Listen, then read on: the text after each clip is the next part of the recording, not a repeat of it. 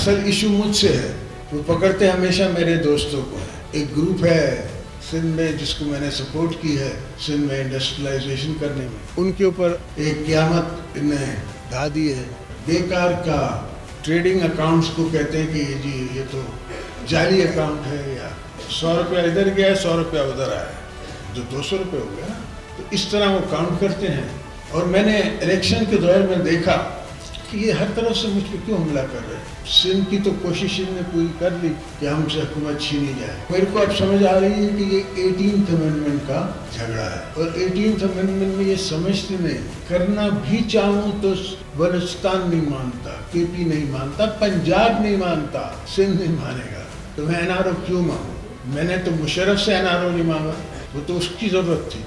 उनको होश के नाखून लेने चाहिए, खुद तो बनी गला से नीचे आ नहीं सकते। अगर पुलिस आ जाए तो ये जैसी करेंगे वैसी करेंगे। हम इतने इंटरेस्टेड नहीं हैं इन हुकूमतों को गिराने के लिए और इनके मसले अपने गले में डालने के लिए।